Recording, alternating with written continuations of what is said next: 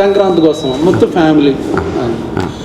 నువ్వు అర్థమైంది ఎక్కడి నుంచి వచ్చిందంటే నీ టీజర్ రారాజు ప్రభాస్ రిలీజ్ చేశాడు కదా, ఆయన ఇప్పుడు సలార్ అలా నుంచి ఇలా ఉన్నాడు అనుకో, అలాగే నువ్వు కూడా పెళ్లికాని ప్రసాద్ 10 తలకాయలు వేసుకుని నువ్వు ఒక్కడే. నన్ను కూడా మాట్లాడినవన్నా కాదు కాదు ఒక్కడే ఆర్టిస్టులు ఉన్నా దానికి అర్థం ఉందన్న. సోలోగా నువ్వే చేసావా? లేదు లేదన్నా, దాని పక్కన మళ్ళీ మా క్యారెక్టర్ ఆర్టిస్టులు మురళీధర్ గౌడ్ గారు, ఆయన వర్ధమాన శ్రీనివాసరావు గారు, అన్నపూర్ణమ్మ అండ్ లక్ష్మణ్ వీళ్ళందరూ కూడా ఉన్నారన్న. ఇంకో పోస్టర్ కూడా రిలీజ్ చేసాం. ఆ ఎక్స్ప్రెషన్స్ ఇవ్వడానికి చిన్న కారణం ఉందన్న. అంటే వీళ్ళందరూ కలిపి నన్ను బాధ పెట్టే విధానంలో సంతోషం ఉంటుంది, బాధ ఉంటుంది, కష్టం ఉంటుంది, నష్టం ఉంటుంది. ఇంత టార్చర్ పెడతారు కాబట్టి నన్ను అమాయకుని చేసి, అందుకోసమే సింబాలిక్గా ఆ పోస్టర్ వదిలే ఉన్నా. దాంట్లో నిజంగా ఏ తప్పు ఉద్దేశం లేదన్నా.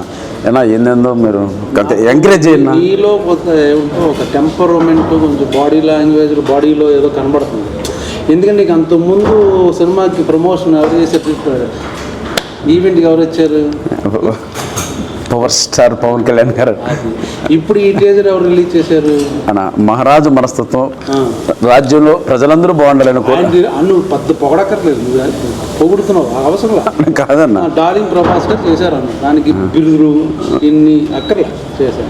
సో వాళ్ళిద్దరూ చేశారు కాబట్టి వాళ్ళందరూ ఫ్యాన్స్ నీ సినిమా చూసి బ్లాక్ బస్టర్ నువ్వు మెంటల్గా ఫిక్స్ అయిపోయావు. లేదన్న, నిజంగా సినిమా కూడా బాగా వచ్చిందన్న, ఎంటర్టైన్మెంట్గా వచ్చింది. దానికి తగ్గట్టు చెప్పు ప్రధానిక ఇప్పుడు పెళ్లికాని ప్రసాద్ టైటిల్ నీకు పెడితే ఎలా ఉందంటే, ఇప్పుడు పెళ్లి చేసుకుని తొందరగా పెళ్ళి అయిపోయి ఉంటే నీ కూతురు నీ మనవరాలు వచ్చే వయసు ఉంటే నువ్వు ఇంకా పెళ్లి కాని ప్రసాద్